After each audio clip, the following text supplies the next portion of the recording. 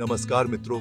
आखिर कैसे एक कबूतर ने बताया औरत की एक खास चीज कभी नहीं लेनी चाहिए, जबकि औरत दे तो सकती है, फिर भी औरत की इस चीज को कभी नहीं लेना चाहिए। अगर ले लिया तो समझो जिंदगी बर्बाद है। मैं आपको एक कहानी के माध्यम से बताना चाहता हूँ। कृपया समझने की कोशिश करना मेरी बात को और वीडियो को पूरा देखना। प्राचीन समय में एक छोटे से गांव में नंदिनी नाम की स्त्री अपने पति राजन और 2 बच्चों के साथ रहती थी।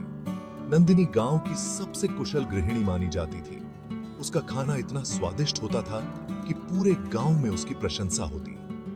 लेकिन उसकी एक कमजोरी थी, वह बेहद जल्दी गुस्सा कर बैठती थी। छोटी छोटी बातों पर उसका मन अशांत हो जाता और जब वह गुस्से में होती तो सब डर कर उससे दूरी बना लेते।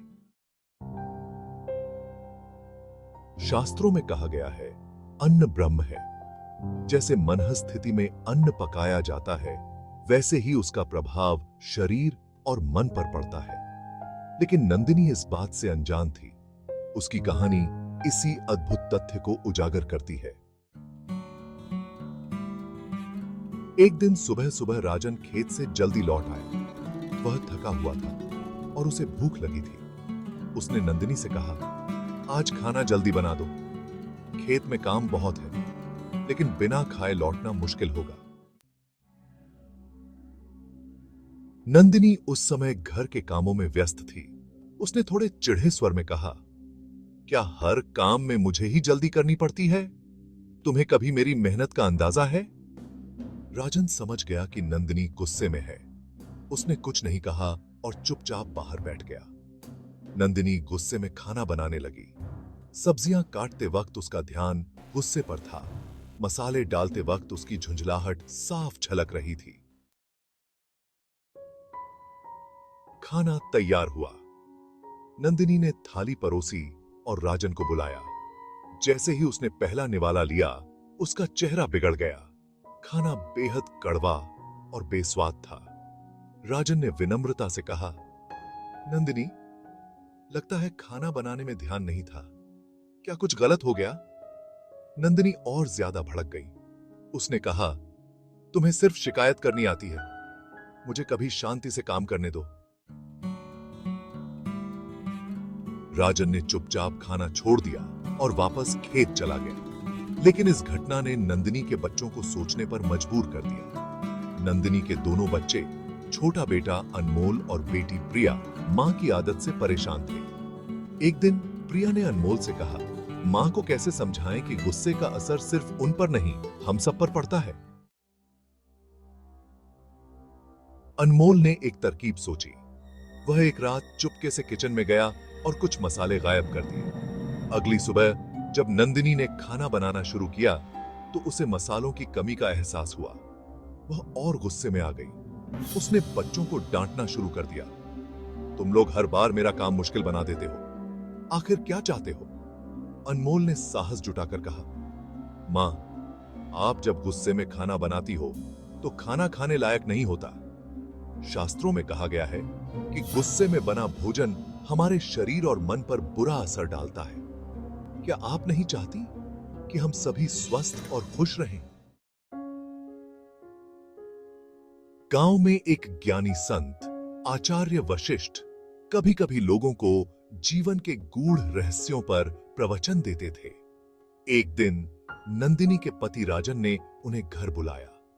आचार्य जी ने नंदिनी को संबोधित करते हुए कहा, बेटी, क्या तुम जानती हो कि भोजन केवल पेट भरने का माध्यम नहीं है? वह ऊर्जा है जो हमारे मन और शरीर को नियंत्रित करती है। अगर खाना बनाते वक्त मन अशांत हो तो उस भोजन में नकारात्मक ऊर्जा भर जाती है। ऐसा भोजन न केवल स्वास्थ्य को नुकसान पहुंचाता है, बल्कि परिवार में कलह भी बढ़ाता है। नंदिनी ने सिर झुका लिया। उसे अपनी गलती का एहसास हुआ। पहले कुछ दिन उसने महसूस किया कि गुस्सा फिर भी आता है। ऐसे में उसने रसोई में जाने से पहले ध्यान लगाना शुरू किया। वह 5 मिनट शांति से बैठकर गहरी सांस लेती और मन को शांत करती। धीरे धीरे उसका स्वभाव बदलने लगा। राजन और बच्चे भी इस बदलाव को महसूस कर रहे थे। अब नंदिनी का खाना फिर से स्वादिष्ट और पौष्टिक हो गया था। परिवार में शांति और खुशी लौट आई। एक दिन गांव के मुखिया के घर एक बड़ा आयोजन हुआ। मुखिया ने नंदिनी को खाना बनाने की जिम्मेदारी दी। यह उसके लिए गर्व की बात थी। नंदिनी ने पूरे मन से खाना बनाया।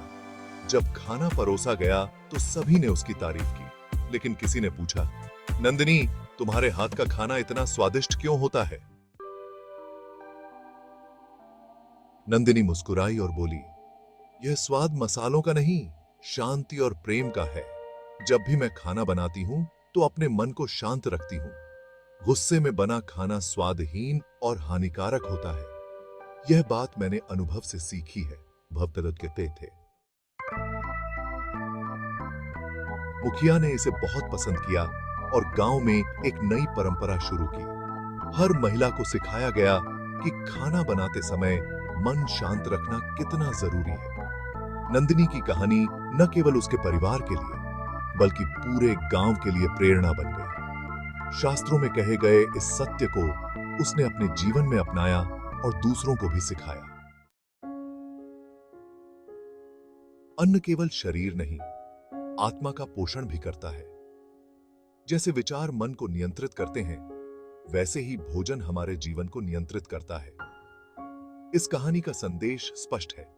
गुस्सा केवल क्षणिक होता है, लेकिन उसका असर दीर्घकालिक हो सकता है। अपने मन को शांत रखें, न केवल खुद के लिए बल्कि अपने परिवार और समाज के लिए भी। तो मित्रों, बात करते हैं औरत की वो कौन सी चीज है जो नहीं लेनी चाहिए। वो औरत का गुस्सा। क्योंकि मित्रों, औरत का प्यार पाना आसान है, लेकिन उसके गुस्से के कहर को झेलने बहुत मुश्किल है। इसलिए कभी औरत को ठेस मत पहुंचाना जिससे औरत आपसे गुस्सा हो जाए। धन्यवाद मित्रों।